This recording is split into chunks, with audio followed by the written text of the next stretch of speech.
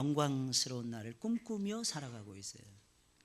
한 사람도 영광스러운 날을 꿈꾸지 않는다면 우리는 이 세상을 살아갈 수 없을 것입니다. 왜냐하면 현실은 아주 팍팍하고, 그죠? 폭폭하고 괴로운 것이 현실인데 거기다 꿈이 없어 보세요. 거기에 영광스러운 날을 꿈꾸는 비전이 없다고 생각을 해보세요. 인생이 무슨 재미로 살겠습니까?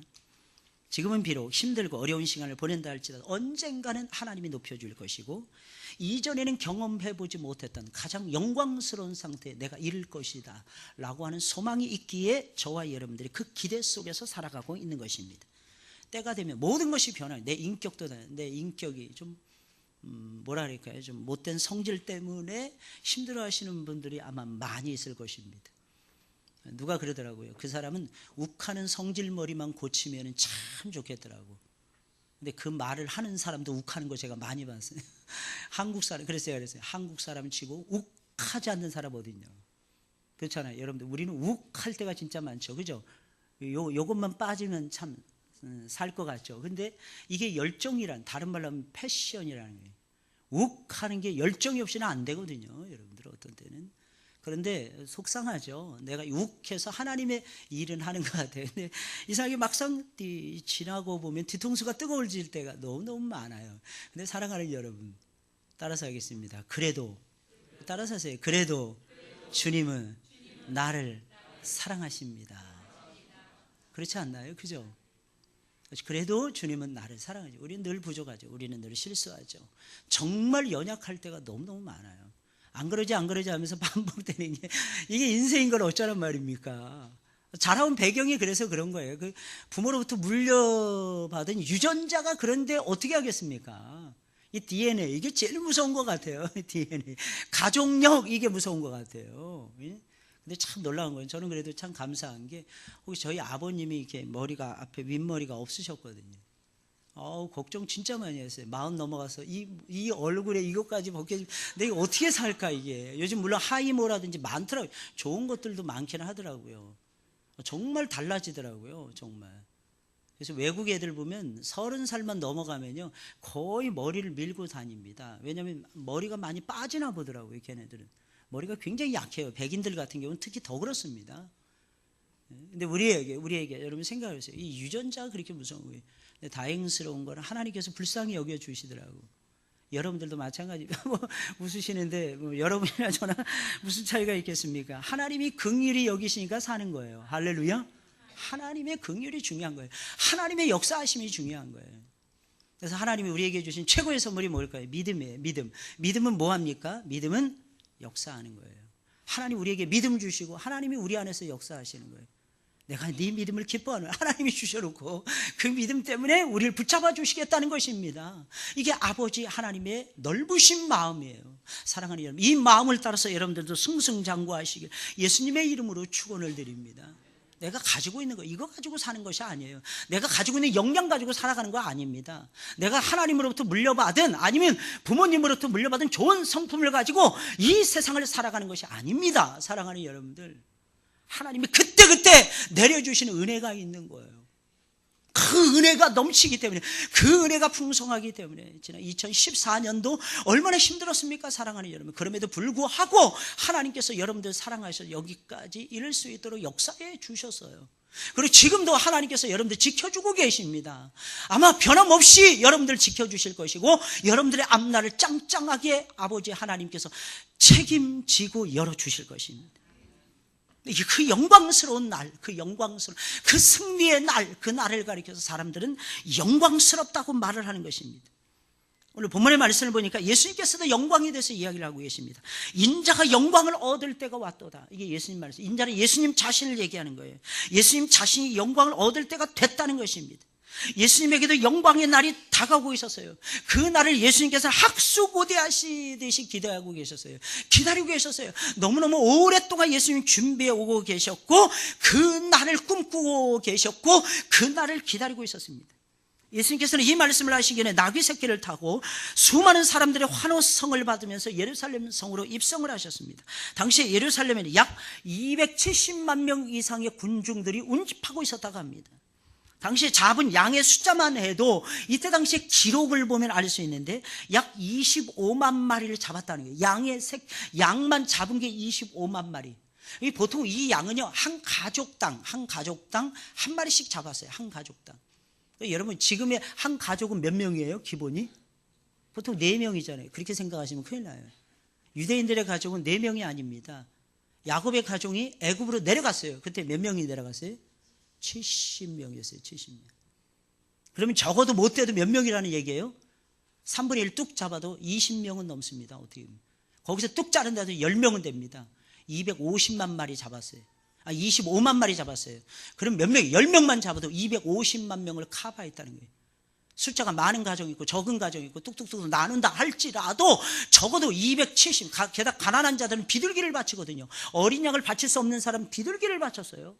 그럼 가난한 자들이 약 3분의 1만 잡았다고 생각을 해보세요, 여러분들. 도대체 그 숫자가 헤아릴 수 없는 거예요. 사람의 숫자로 세어본 사람이 약 한 270만 명이라는 얘기고 300만, 400만, 500만까지도 육박하더라는 것입니다.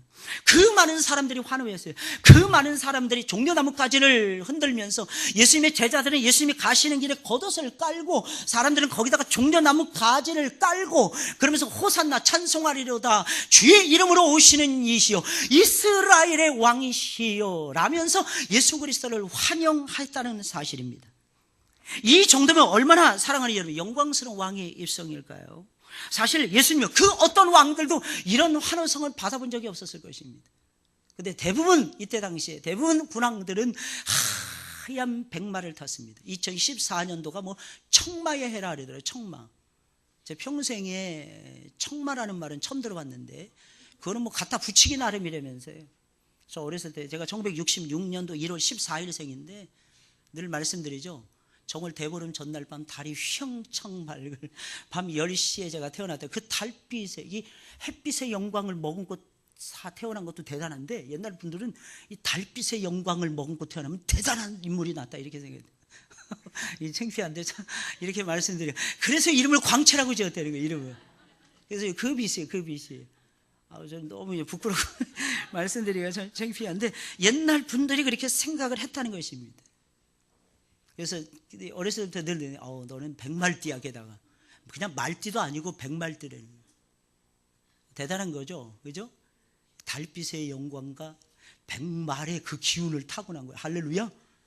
그러니까 저는 태어나면서부터 지금까지 앉아서 편히 쉬고 누울 이런 운명은 전혀 아니고 그냥 무조건 그냥 앞을 향해서 달려가야만이 하나님께서 역사하신다. 많은 분들이 그렇게 저한테 얘기하시더라고요. 할렐루야. 근데 예수님은요, 잘 들으셔야 돼요. 사람들은 그런 걸 막 갖다 붙입니다. 근데 예수님은 뭘 타고 예루살렘에 입성하셨다고요? 나귀 새끼 타고 입성하셨어요. 제가 금요일마다 스가랴서를 2번 강의했어요.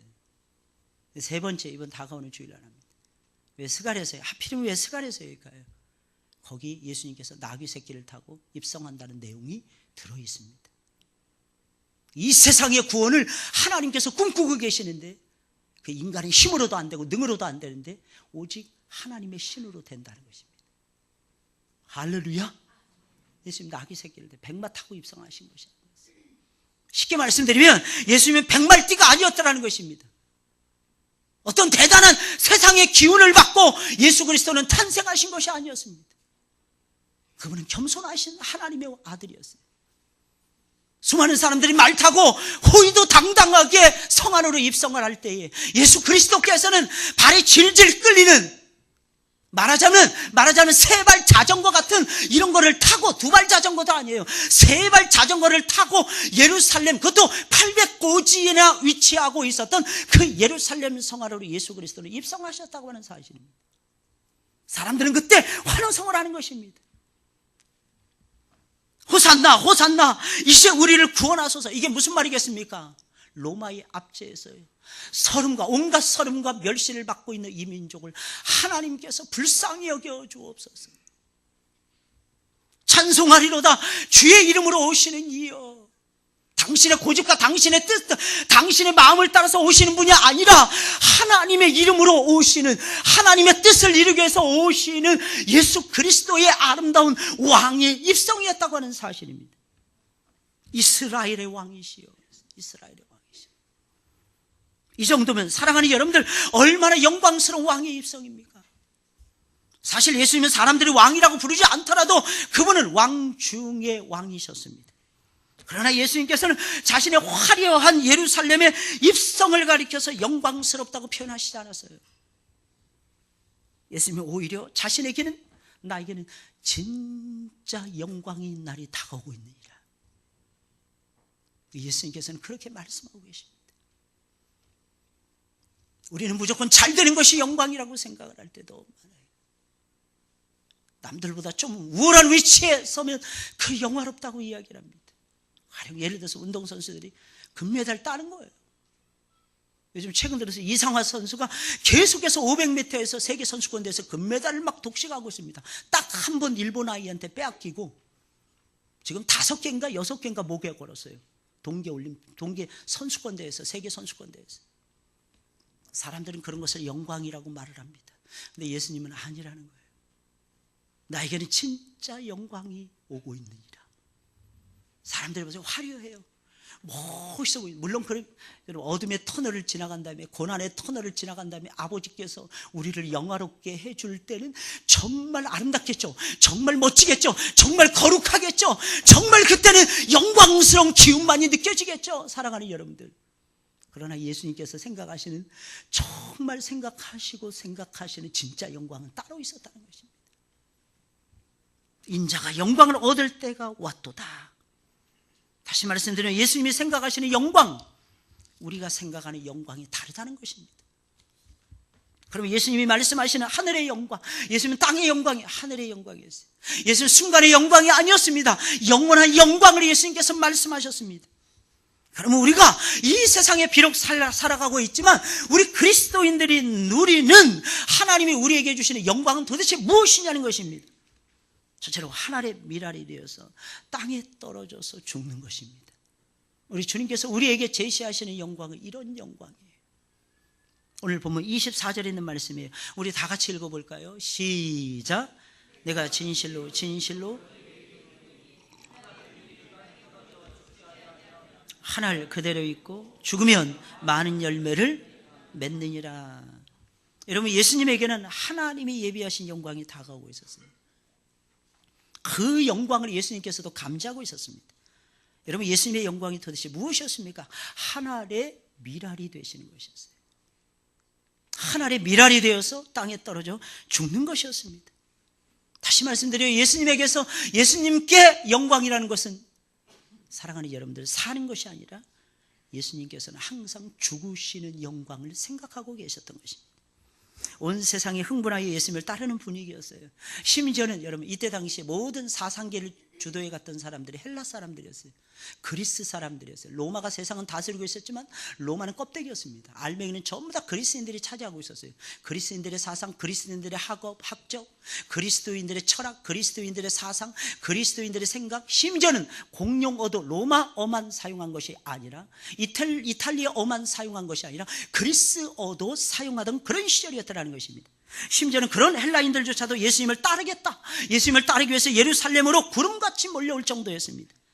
이때 많은 사람들은 이렇게 생각했을 것입니다. 아, 이제는 시대가 바뀌었다. 그동안 우리가 얼마나 로마인들에게 압제와 멸시를 받으며 살아왔단 말인가. 이제는 예수 그리스도께서 우리 앞에서 자신의 영광스러운 능력을 보여주시고 로마를 반드시 굴복시키겠구나. 세상 사람들이 보란듯이 천군 천사를 동원해서 로마의 모든 군병들을 모든 땅에서 몰아내고 의로운 왕이신, 평강의 왕이신 예수 그리스도가 다스리시는 새로운 세상을 열어가시겠구나. 이러한 기대감에 유대인들은 흥분할 수밖에 없었던 것이며, 덩달아서 로마인들까지도 흥분하며 춤출 수밖에 없었다고 하는 사실입니다. 그런데 놀라운 사실은 예수님께서 제시하시는 영광은 다른 것이었다고 하는 사실입니다. 예수님은 그런 세상적인 영광을 말씀하시는 분이 아니었다고 하는 사실입니다. 예수님이 생각하시는 것은 하늘의 미랄이 되어서 땅에 떨어져서 죽는 것이었습니다. 하나님의 일은 결코, 사랑하는 여러분들, 세상의 논리와 방법과 사상대로 움직여지지 않는다는 것입니다. 항상 하나님께서 사용하시는 방법이 있어요. 사랑하는 여러분들, 그것이 무엇입니까?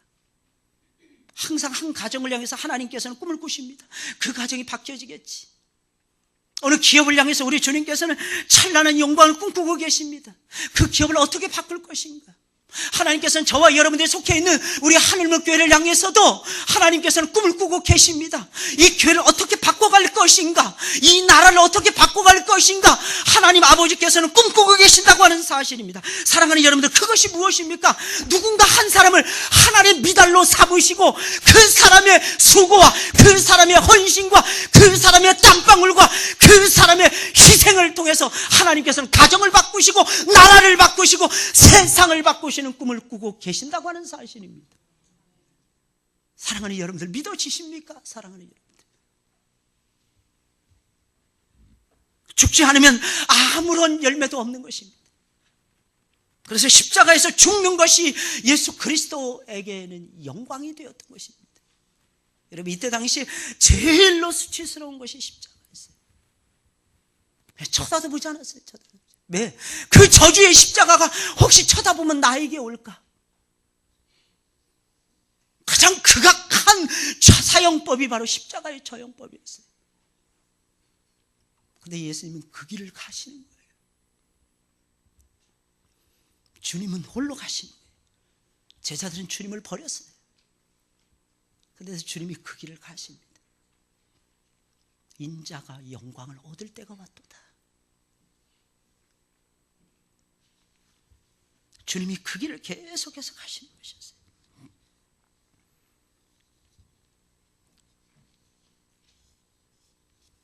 왜 그런 것입니까?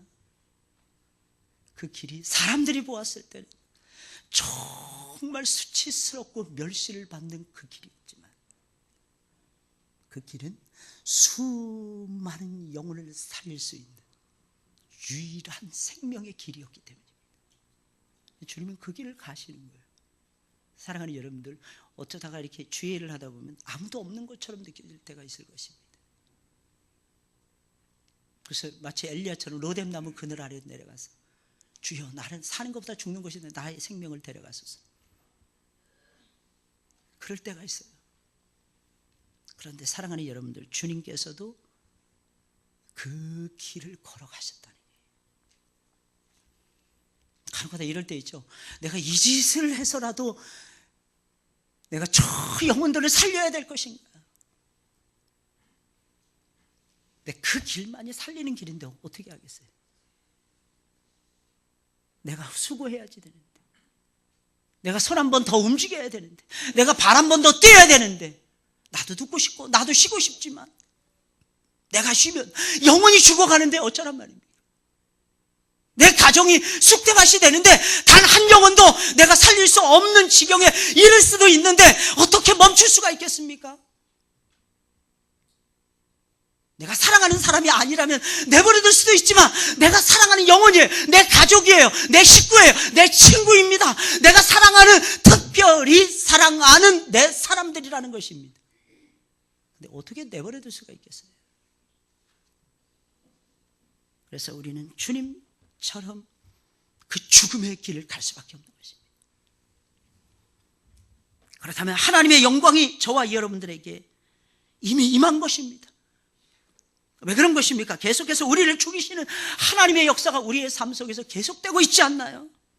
눈에 보이는 영광만이 영광이 아닙니다. 나를 죽이는 것이 영광이에요. 나를 죽일 수 있도록 역사하시는 하나님의 역사가 계속되고 있잖아요. 그것이 무엇입니까? 시련과 고난인 것입니다. 그것이 무엇입니까? 그것이 아픔인 것입니다. 그렇다면 하나님의 역사하심, 나를 죽이는, 나를 계속해서 고난의 코너로 몰아가시면서 나를 쓰시겠다고 하시는 하나님의 위대하신 역사하심, 사랑하는 여러분들, 그것이 곧 저와 여러분들에게는 영광이 되는 것입니다. 다시 말씀드리면, 내가 만난 고난이 나에게는 승잔이에요. 나에게는 정말 감당할 수 없는 아픔입니다. 그런데 그것이 나를 하나님의 사람으로 만드는, 하나님이 기뻐하시는 일을 하게 만드는 그런 도구가 되는 영광스러운 도구가 되었을 때, 그 고난은, 사랑하는 여러분들, 하나님의 영광을 나타낼 수 있는 것이고, 나 자신을 하나님의 종으로, 하나님의 도구로 바칠 수 있는 가장 놀라운 영광이라고 하는 사실입니다. 다시 말씀드리면, 나를 죽이는 그 시간이 하나님의 영광이 나에게 임하는 시간이라는 것입니다. 나에게 임하는 시간. 우리가 보기에는 수많은 사람들이 예수님을 따르고 있어요. 현재 이방인들조차 예수님 따르기를 원하고 있기에 우리는 그것이 영광이라고 생각해요. 예, 그것도 영광입니다. 사람들 환호하잖아요. 이방인들까지 자기들의 사상 다 내려놓고 우리는 오직, 이 사람 헬라인들은 굉장히 지성적인 사람들이에요. 굉장히 이성적인 사람, 굉장히 사이언티픽한 사람들이에요. 과학적인 사람이에요. 논리적인 사람이에요. 논리가 아니면 받아들일 수 없다, 이런 사람들이 헬라인들이었어요. 거기에 비하면 이스라엘 사람들, 히브리인들은 항상 종교적인 성향밖에는 자랑할 것이 없었어요. 허무맹랑해 보였어요. 믿을 수 없는 말만 늘어놓고 있었어요. 근데 살다 보니까, 처음에는 자기네들이 굉장히 똑똑한 줄 알았어. 살다 보니까 그게 아니라는 거예요. 이 세상을 다스리는 분이 누가 계시다. 그분이 만들어 놓으신, 그분이 제정해 놓으신 뭔가 섭리와 논리와 이 세상에 이치가 있다는 것을 알게 되는 것입니다. 자연계에도 법칙이 있는데 그 자연계의 법칙을 만드신 분이 주님이시고 그 자연계의 법칙을 운행하시는 분도 누군가가 있다는 것입니다. 절대자가 있다는 것입니다. 살아보니까 살면 살수록 30대까지는 부정할 수 있어요. 40대가 접어들면서부터 자기의 기운이 빠지고 자기 이성의 한계가 나타나고 자기 생각이 별거 아니라는 것을 알게 되었을 때는 그것을 느낄 수밖에 없더라는 것입니다. 우리에게 그 하나님이 필요하지 않을까? 내려놓고 주님 따라가겠다는 이 모습을 헬라인들조차도 띠고 있었다는 것입니다. 그러면 우리는 생각이, 이 사람들을 모아서 제자 훈련 잘 시켜서, 교육 잘 시켜서 이 사람들을 통해서 예수님 죽지 아니하고 그렇게 하면 얼마나 좋을까? 우리 이렇게 생각하잖아요. 저도 처음에 교회를 나왔는데 그날 하필이면 예수라는 영화를 상영했어요. 저는 그 영화를 보면서 이런 생각을 가졌어요. 저분은 죽어서는 안 되는 분인데. 저는 그때 하나님의 정체성에 대해서 확신을 못하던 시절이었어요. 만약 하나님이 살아계신다면 저분은 죽을 수 없는 분인데, 만약 당신이 살아계시다면 저분을 제발 살려주세요. 하나님, 저분은 죽을 분이 아닙니다. 살아나셔야 될 분입니다. 근데 나중에 예수님을 정말 만나고 성경을 읽고 성경을 연구하다 보니까 그분 한 사람의 죽음이 절대적으로 필요했다는 것을 알게 됐어요. 원래 계약을 우리가 하나님 앞에 맺거든요. 근데 그 계약은요, 파기된 계약이었어요. 그럼 그 계약에서 먼저 자유함을 얻어야 돼요. 그러면 어떻게 했냐? 그 사람 죽어야 돼요. 누군가가 나를 대신해서, 그런데 죽든지 내가 죽든지, 예수님을 딱 영접하기 전에 세례를 받는 그 순간 나는 죽고 그리스도가 내 안에 살아난 것입니다. 옛사람의 생각, 옛사람의 자아, 옛사람의 멍에 사랑하는 여러분들, 제발 벗어 던지시길 주의 이름으로 축원을 드립니다. 그분이 죽으셔야 돼요. 놀라운 사람은 그분이 죽으시면 어떤 역사는 성령의 기름을 부어주십니다. 그냥 대충 가르치면, 그분이 살아있는 상태에서 가르치잖아요. 누군가가 속죄 제물이 되지 않은 상태에서 사람을 변화시키려고 애를 쓰잖아요. 아무리 제물을 잡고 아무리 짐승을 잡는다 할지라도 또 다시 잘못하잖아요. 그럼 또 짐승을 잡아야 되고 또 짐승을 잡아야 되고, 이것이 반복돼야만 됐습니다. 그분이 죽지 아니하면 이것은 반복될 수밖에 없는 상황이에요. 처절한 상황이라고 하는 사실입니다. 그때는 사람을 아무리 교육을 시켜도 겉껍데기는 바꿀 수 있어요. 사람의 생각을 약간은 변화시킬 수 있어요. 약간은 개조시킬 수 있어요. 그러나 양심은 바꿀 수 없습니다. 마음 본질은 바꿀 수 없어요. 그래서 구약의 의식을 가지고는 사람의 껍데기는 바꿀 수 있을지언정 속은 못 바꿉니다. 그래서 사람들이 구약에 보면 대부분이 실패했던 것입니다. 이스라엘이 왜 실패한 것입니까? 사랑하는 여러분들, 겉의식만 가지고 하나님을 쫓아가려고 했기 때문이라는 것입니다. 마음의 죄사함의 은총을 받으시길 주의 이름으로 축원을 드립니다. 심령이 바뀌어져야 되는 거예요. 예수님이 돌아가셨어요. 예수님이 우리에게 주신 선물이 무엇입니까? 성령님이십니다. 성령이 우리에게 오셨습니다. 왜 성령이 오셨네? 성령이 오셨네. 노래를 부를 수밖에 없는 것입니까? 왜 그분을 향해서 노래할 수밖에 없는 것입니까? 그분이 오시면 가장 부패되고 가장 어리석고 가장 미련하고 아무 소망이 없는 우리의 심령이 새로워질 수 있었기 때문입니다. 예수 믿으면 그래서 좋은 거예요. 그래서 예수님을 믿어야 됩니다. 하나님 믿는 거 가지고 안 되는 것입니다. 나를 위해서 십자가 위에서 달려 돌아가신 그 죽으심을 영광으로 생각하시는 그 예수님을 믿었을 때에 성령의 기름이 여러분들의 심령을 지배하게 된다는 것입니다. 그때 비로소 신앙이라는 게 시작되는 거예요. 신앙. 중생받고 회개하고 믿고 진정으로 성화의 과정을 거치면서 교회의 진정한 멤버가 되면서 하나님의 사람으로서의 예수 그리스도의 사람으로서의 삶이 시작이 되는 것입니다. 이 역사가 여러분들의 가정에, 여러분들의 기업에, 여러분들이 가는 곳마다 충만해지시길 예수님의 이름으로 축원을 드립니다. 쉽게 말씀드리면 이거예요. 오늘 본문의 말씀을 보면 소망이 너무너무 넘치는데 무슨 소망이 넘치냐면, 아니 이 형편없는 빌립을 향해서 이방인들은 찾아와서 하는 말이 선생님이요. 이 믿음 없는 빌립을 향해서 나중에 예수님을 부인하고 도망칠 제자 중에 한 사람이 빌립이었어요. 계산 딱 해보니까 여기 있다가 죽게 생긴 거야. 그래서 겟세마네 동산에서 주님이 잡히시던 그 밤에 도망쳤던 사람이 빌립이었습니다. 안드레였습니다. 예수님의 12명의 모든 제자들이었어요. 그런데 이들을 향해서 선생이라고 부르는 거예요. 원래 성경의 사복음서에서는 선생이라는 표현은 오직 예수님을 향해서만이 선생이라 그랬어요. 이들에게 소망이, 우리가 봤을 때 소망이 없는 것 같죠. 근데 이 영혼들도 전부 다 순교합니다. 주님과 하신 그 길을 가는 거예요. 할렐루야. 왜? 이들에게도 깨달은 죽는 것이 영광이었다는 거예요. 그 죽음도 두려워하지 않는 거예요. 사실 죽음은요, 이 세상은 짧아요. 많이 살아요. 요즘 100세 시대 100년도 금방 가버려요. 성경에 보니까 이 에녹이라는 사람이 나오는데 창세기 5장에 보면 우리 교회도 에녹이 있는데 365살을 살았어요. 짧게 살았어요. 평균이 900살을 넘길 때 이 사람은 365살 짧게 살다 왔어요. 근데 중요한 건 이 사람만 300년을 하나님과 동행했다는 거예요. 에녹이라는 이름의 뜻이 선생이라는 뜻입니다. 뭐의 선생이었을까 한번 생각해 보세요. 제가 보기엔 말씀의 선생이었을 것입니다. 무드셀라를 딱 낳고 나서 제일 오래 산 게 그의 아들 무드셀라인데 아버지가 일찍 죽어서 그런지 아들을 오래 살게 해주셨어요. 근데 사실은 그런 뜻이 아니고 이 아들이 죽으면 이 세상이 하나님의 심판을 받습니다. 그래서 하나님께서 세상의 심판을 유예하기 위해서 오래 참으시는 하나님의 성품대로 이 세상을 한 사람이라도 더 구원해내기 위해서 969년을 살게 했어요. 이게 아버지 하나님의 마음입니다. 근데 그 아버지께서 아들을 죽이면서까지 여러분들 사랑하시기 잊으시면 안 돼요. 여러분들은 대단한 사람들이에요.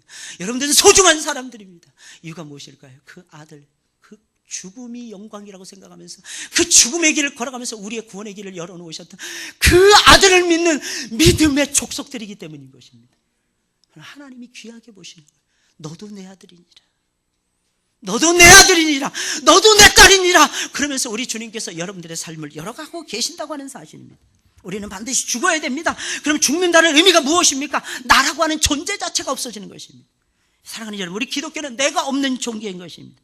또 우리가 죽는다, 이 말이 무슨 말이에요? 내 생각이 죽는다니. 무슨 생각? 세상적이고 정욕적이고 마귀적인 내 생각 자체가 죽어서 없어진다는 것입니다. 사랑하는 여러분들, 하나님 앞에서는 세상의 논리가 통하지 않습니다. 중요한 건 아버지 하나님의 인정이 아닐까요? 내가 얼마만큼 아버지 하나님의 생각에 맞춰서 사느냐, 이게 중요한 것이 아닐까요?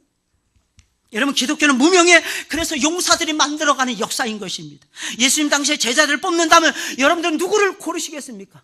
단연 바리새인들을 제일 1번으로 골랐을 것입니다. 우리 같았습니다. 왜? 신앙의 전통성 좋았죠? 신앙에 대한 학문이 튼튼하죠? 여러분들 훈련 잘 받아놨죠? 근데 예수님은 그 가운데서 고르지 아니하셨어요. 물론 나중에는 예수님께서 그 중에서 하나를 골라가지고 하나님 당신의 구원의 역사를 새롭게 펼쳐가셨습니다. 그가 누구일까요? 사도 바울이었어요. 사도 바울. 바리새인 중에 최고의 바리새인이었다. 근데 그 사람은 예수님을 잡아서 죽이기 위해 앞장섰을 뿐만 아니라 스테반을 죽이는데 앞장섰고 교회를 핍박하는데 앞장섰던 죄인의 괴수였습니다. 왜 그를 불렀을까요? 간단합니다. 자기 죽음을 이미 경험하는 사람이었기 때문입니다. 그래서 부르자마자 그는 하나님 앞에 쓰임받았어요. 나아가서는 완전히 자기를 포기하고 자신을 제물로 바치는 것을 의미하는 것입니다. 우리를 관제로 부어서 드려야 되는 것입니다. 이게 우리 자신을 죽는다는 뜻입니다. 헌신하는 거예요. 쉽게 말하면 헌신. 사랑하는 여러분들, 오해하시면 큰일 납니다. 여러분들이 가지고 있는 시간 여러분들의 것이 아닙니다. 여러분들이 가지고 있는 재물 여러분들의 것이 아닙니다. 여러분들이 가지고 있는 재능 여러분들의 것이 아닙니다. 주님을 위해서 쓰라고 주님이 잠깐 동안 빌려준 것들입니다. 원래 소유주는 주님이십니다. 그러면 사랑하는 여러분들 어떻게 써야 될까요? 주님을 위해서 쓰셔야 할 것입니다. 주님이 원하시면 언제든지. 아멘. 그게 진짜 사는 거예요. 둘째로, 예수님이 생각하시는 영광은 많은 열매를 맺는 것입니다. 죽으면 많은 열매를 맺느니라. 할렐루야. 죽지 않으면 한 알만 남아요. 죽은 놈은 꽃이 피는 거야. 죽은 놈은 싹이 나는 거야. 거기서 싹이 나는 거예요.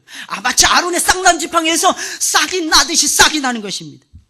예수님 말씀하시기를 한 알이 미리 땅에 떨어져 죽지 아니하면 한 알 그대로 있고 죽으면 많은 열매를 맺느니라 그랬어요. 이처럼 열매를 맺는 영광이 예수님의 영광이며 저와 여러분들의 영광인 것입니다. 열매가 있습니까? 2014년도 돌아보시길 바랍니다. 어떠한 열매가 있었습니까? 사랑하는 여러분들, 여러분들의 기관에 열매가 있었습니까? 사랑하는 여러분들, 여러분들이 맡고 있는 반에 열매가 있었습니까? 그럼 목사님 나 열매 없어서 관두라는 말씀이 아니죠. 진짜 과수원직이라면 하나님 나에게 1년만 더 기회를 주세요. 하나님 나에게 한 번만 더 기회를 주세요 할 것입니다. 이유가 무엇입니까? 하나님 앞에 과수원직으로 부름을 받은 족속들이 저와 여러분들이기 때문인 것입니다. 우리는 늘 부족해요. 그럼에도 불구하고 사랑하는 여러분들, 우리 한번 새겨보자고요. 우리는 열매를 맺어야 되는 하나님의 백성들인 것입니다. 어떤 열매라도 열매를 맺는, 신앙의 열매를 맺었습니까? 인격의 변화의 열매를 맺었습니까? 아니면 영혼 구원의 열매를 맺으셨습니까? 아니면 영혼을 성장시키는데 앞장서는 열매를 맺으셨습니까? 뭐라도 하셔야 돼요. 부름받은 즉시 저와 여러분들은 하나님께 붙들려서 쓰임받는 일꾼들이기 때문입니다. 할렐루야. 예수님의 십자가의 죽으심은 결단코 무모한 희생이 아니었어요. 그분의 희생으로 말미암아 헤아릴 수 없이 많은 사람들이 주님을 믿기 시작했어요. 주님 앞으로 돌아왔어요. 전부 다 죄사함을 받고 영생을 얻었습니다. 하늘에 떠있는 별과 같이 많았어요. 그 숫자가 바닷가에 깔려있는 모래알처럼 많았어요. 땅에 날아다니는 먼지 티끌과 같이 많았습니다. 그들은, 그 수많은 사람들은 그리스도 예수의 이름으로 자유를 얻었고, 그들은, 그 수많은 사람들은 그리스도 예수의 이름으로 생명을 누렸고, 그 수많은 사람들은, 놀라지 마세요 사랑하는 여러분들, 그리스도 예수 안에서 하늘의 신령한 축복과 땅의 기름진 축복을 누리는 하나님의 백성들이 되고야 말았다는 것입니다. 하나님은 저와 여러분들에게 열매를 주십니다. 성경을 읽으면서 가장 저에게 항상 감동을 주셨던 말씀이 야고보서 1장 17절에 있는 말씀이에요. 각양 좋은 은사와 온전한 선물이 다 위로부터 빛들의 아버지께로서 내려오나니. 가장 좋은 은사와 온전한 선물, 우리가 원하는 정말 영광스러운 선물들이 다 위로부터 빛들의 아버지께로부터 우리에게 내려온다는 거예요. 놀라운 사실은 그는 변함도 없으시고 회전하는 그림자도 없어요. 우리에게 은사를 부어주시고 복을 부어주시는데 그분은 쉬지도 않고 복을 주신다는 뜻이에요. 변함이 없어요. 회전하는 그림자도 없다. 쉬지도 아니하신다는 거예요. 우리 주님께서는 여러분들을 사랑하시는, 그만큼 사랑하시는 거예요. 할렐루야. 그러니까 열매는 여러분들의 것이 될 것입니다. 2015년도도 한번 꿈을 꿔보세요. 하나님이 주시는 열매. 마지막으로 우리 주님께서 우리에게 제시하시는 영광 무엇입니까? 주님을 죽도록 사랑하고 주님을 죽도록 섬기는 영광입니다. 오늘 25절 26절이에요. 우리 다 같이 읽어볼까요? 시작.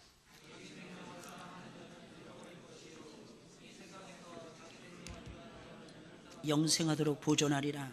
사람이 나를 섬기려면 나를 따르라. 나 있는 곳에 나를 섬기는 자도 거기 있으리니 사람이 나를 섬기면 내 아버지께서 저를 귀히 여기시리라. 아멘. 우리 주님은 좀 역설적인 말씀을 참 많이 하셨어요.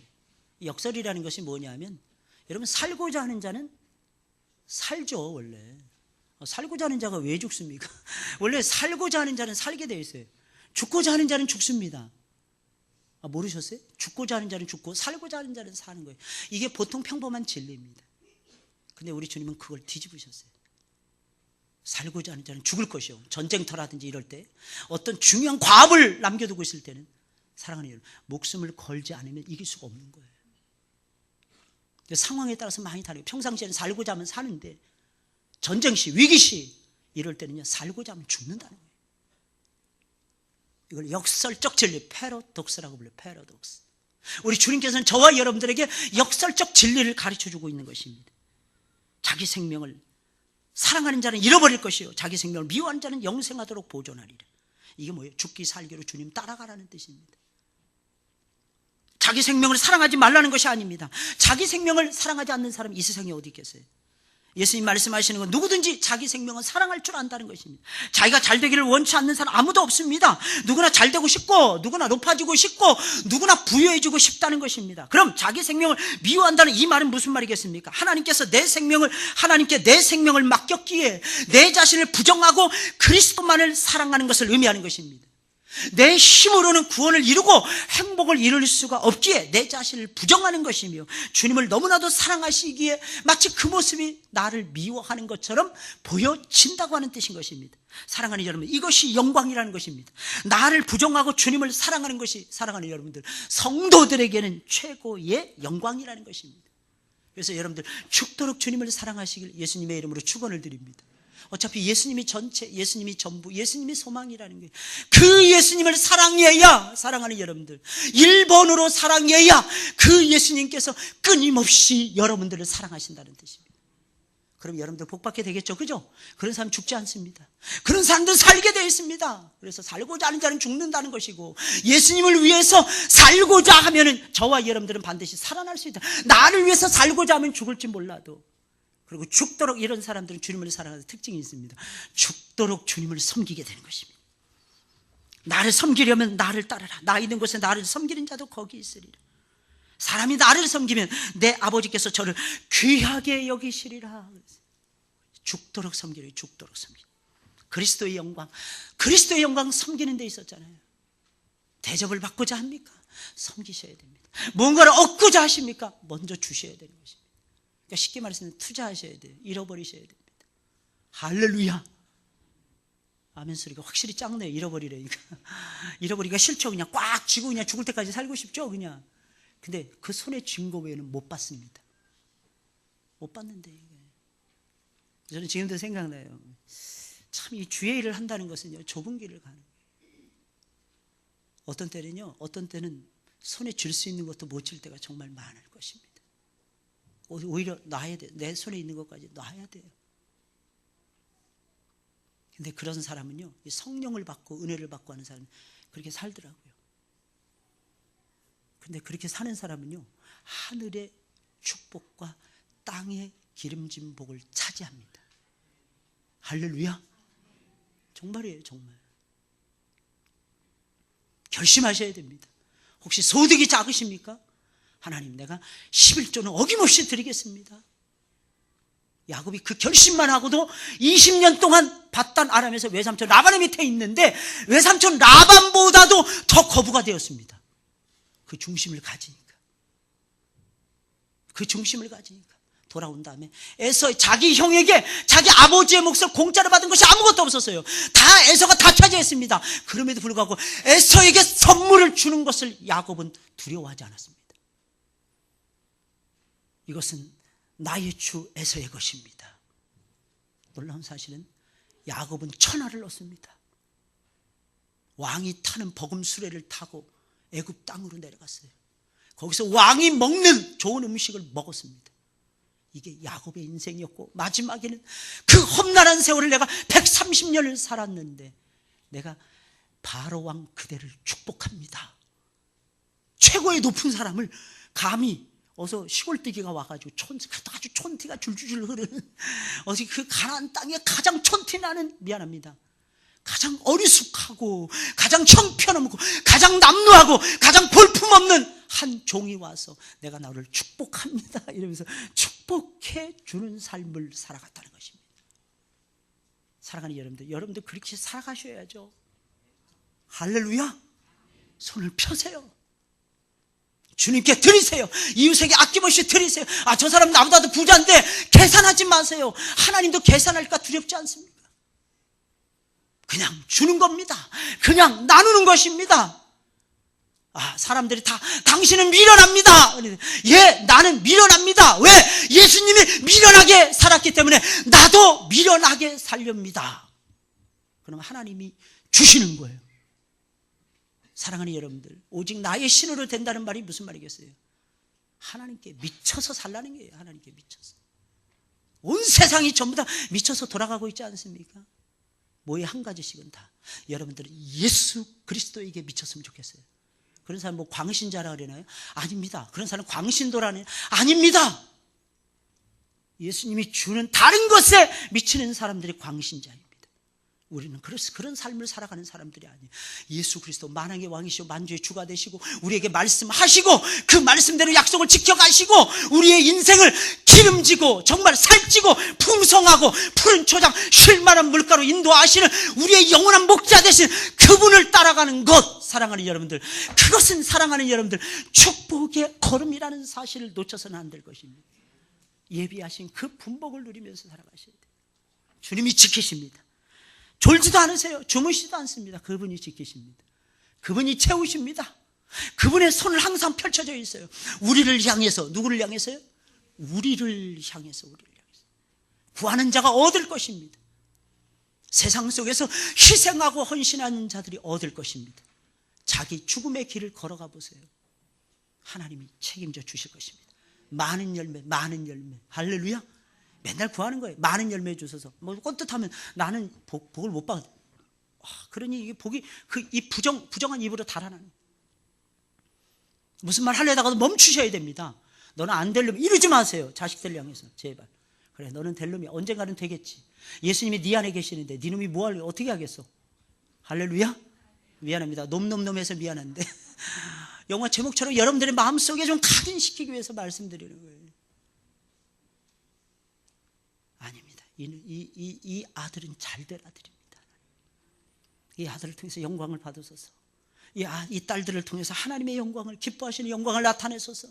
모종마다 실패할 수 있잖아요. 그래, 다시 당신 또 실패했어 이러지 마시고 바가지 득득 긁지 마시고 그냥 하나님 앞에 나와서 우는 거예요. 하나님, 내 남편이 실패했습니다. 하나님, 내 자식들이 또 실패했습니다. 이 고난의 터널을 지나가게 하소서. 자기 죽음의 길로 가게 하소서. 예수님처럼 되게 하소서. 많은 열매들이 이들의 뒤를 따라오게 하소서. 이 눈물을 심습니다. 이 땀을 심습니다. 이 실패를 심습니다. 아버지 불쌍히 여겨 주옵소서. 아버지 불쌍히 여겨 주시옵소서. 그러면 하나님이 열매 주신다니까요. 그것도 적은 열매? 그럼 적은 열매는 말 안 하세요. 예수님. 많은 열매, 셀 수 없이 많은 열매, 가슴팍에다가 확 안겨주시는 하나님께서, 우리 주님께서. 왜? 하나님의, 그분이 우리 아버지라니까. 따라서 아버지 되시는 아버지. 늘 말씀드리면 형제하고 아버지하고 부모하고 이건 차원이 달라요. 형제는 시기할 수도 있어요. 질투할 수도 있습니다. 그래서 교회 속에서 싸우는 거예요. 왜? 형제들이니까. 이게 부모하고 자식이면 안 싸웁니다. 근데 이 형제들이니까 싸우는 거야. 근데 아버지, 어머니는 아무리 자식이 무슨 짓을 해도요, 그게 이상합니다. 그 이상하게 자식을 위해서 죽을 때까지 삽니다. 만약 그렇지 않다면 그 부모는 의심해 보세요. 나 다리 밑에 주워온 거 아니야? 의심해 보셔야 됩니다. 아니면 그 진심을 우리가 몰라 드리는 거나. 그죠? 인자의 영광, 그리스도인의 영광이 있어요. 그 영광 여러분들 포기하지 마시고 누리시길 주의 이름으로 축원을 드립니다. 우리 찬송 부르겠습니다. 우리 찬송 부르시면서 준비하신 예물 하나님께 드리겠어요. 493장입니다.